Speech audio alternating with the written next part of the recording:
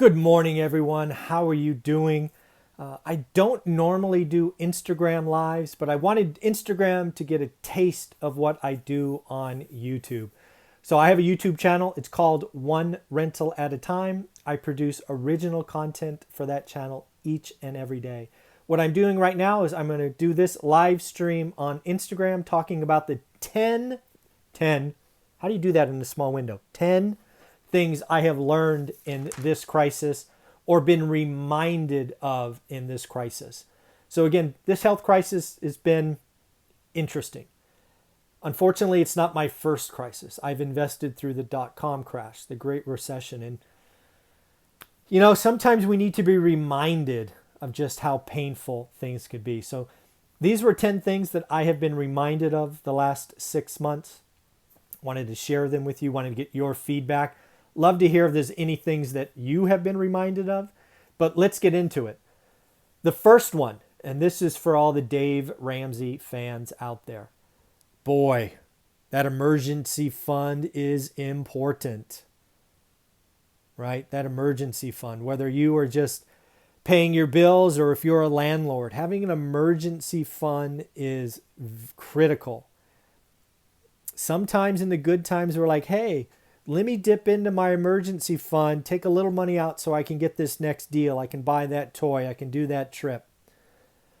Boy, emergency funds need to be treated as something you don't touch unless it is truly an emergency.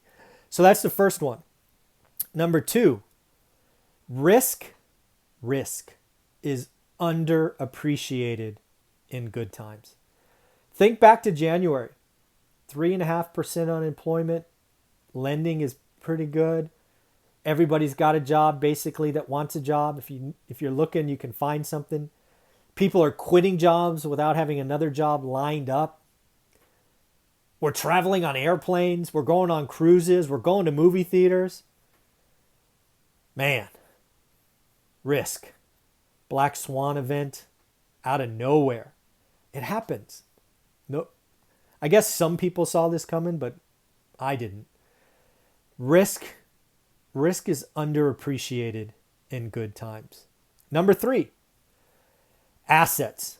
Owning assets, whether that be real estate, gold, silver, crypto, stocks. One of the things that we are seeing, and we talk a lot about on my YouTube channel, is the K-shaped recovery. I don't think we're in a V. I don't think we're in a U. I don't think we're in a W. I think we are in a K-shaped recovery. So the K-shaped recovery, in case that's new for you, is this part of the K, everybody lost, right? When we went on shutdown in March, it hurt everyone.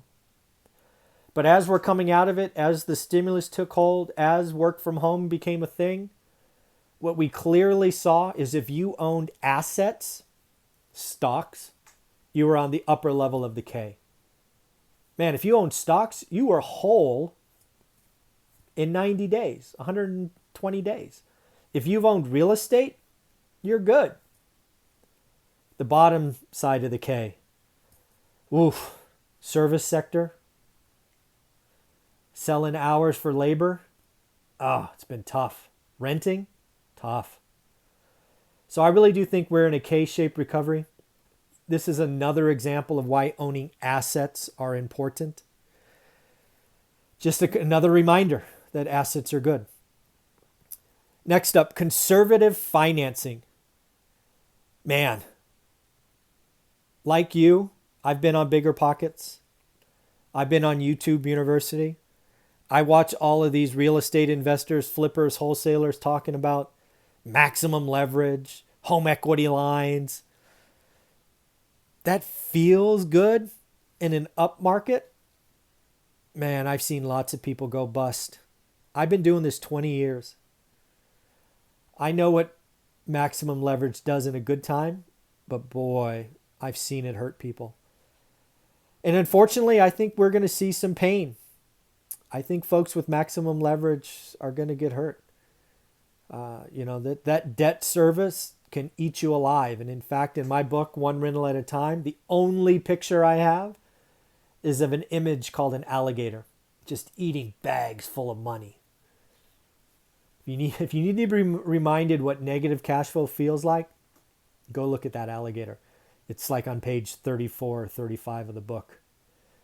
Next, this is a new one, but when you think about it, it's not new. And that is space is good.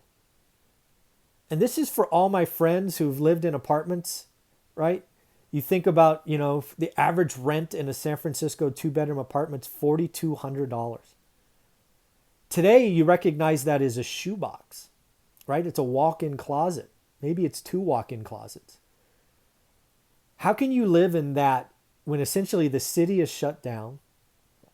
You now got a school, have your kids go to school at home. It's now your office because you're doing Zoom calls. And you got to work out and do all these other things. Man, space is good. Technology, Zoom, the ability to work from home, that's going to change real estate for many years to come. Urban flight, the run to the suburbs, space is good. It's an investable trend, and I am so happy to have my assets where I do. Next, consistently live below your means. This has been true since Millionaire Next Door, right? I actually have that book here. I'm reading it again. I've read this book 20 times. I'm reading it. Let me get it before I knock my coffee over. Millionaire Next Door. For me, the most telling story in this book is Dr. North and Dr. South. These are both individuals that made $400,000 a year. Crazy money. Crazy money. One of them's happy, one of them's not. And it's not based on income, folks. One of them spends like a drunken sailor or stupid, and the other lives below their means. Spending everything you have in a good economy when unemployment's 3.5% feels good. You got some good stories. But damn, not being able to save, live below your means, have assets or cash for when stuff goes on sale. Woo! Yeah, that's not good. One thing you read about in our book, One Rental at a Time, is how we took advantage of 2010 because we did live below our means. And I didn't always do this. I'm on record. It's in the book. By 30, man, I was spending everything I made. I was an idiot. We eventually ratchet down our expenses to 50% of income. That's pretty cool. I suggest most people try to at least whack 10% off. Understand needs versus wants. It's really important. What is it? Number 7, experiences, folks. If we've learned anything in this health crisis, experiences and memories and family time and all of those things mean something. It's not the fancy shoes. It's not the belt. It's not the purse. It's not the car. It's memories. And you can have memories without spending much, if any, money. That's the stuff you're going to hold dear. I have suits that are ridiculously expensive that I don't even wear anymore because I quit. I don't work anymore. How stupid is to have all those suits in my closet? Just dumb. Number 8, nothing goes up forever. Perhaps one of my biggest frustrations with Wall Street, talking heads on TV, is most of them have an opinion that never changes. Think about the gold bugs. Think about the crypto folks. Think about some of the real estate folks. Every time they come on TV, it's the same thing. Best time to buy. Best time to buy. No, that fundamentally is illogical and cannot be true. Can't. Nothing is always the best investment. Something you read in our book. We thought houses were the best investments until 2006 and 7. We sold them. Bad, we sold them right at the peak. Then apartments. People, bigger is better. Wasn't the case, right? So one of the things you'll see about me is I change my opinion. Right? I change my opinion. Number 9. Fraud exists in the stock market. You've heard my story. I've talked about Enron and WorldCom crushing me back in the day. Wirecom is a great example in Europe already. Nikola is being talked about as one today. Fraud exists. Fraud exists in the stock market. You have company risk, sector risk, market risk. I've been burned by 2 companies, WorldCom and Enron. Never go back, right? Fraud exists. And then number 10, this is something becoming very interesting that wasn't obvious at 3.5% unemployment. If you look at the unemployment rates for high school education, college, and advanced degrees, there's a pretty clear connection between higher education and lower unemployment rates. That wasn't always the case. That wasn't always talked about before the recession.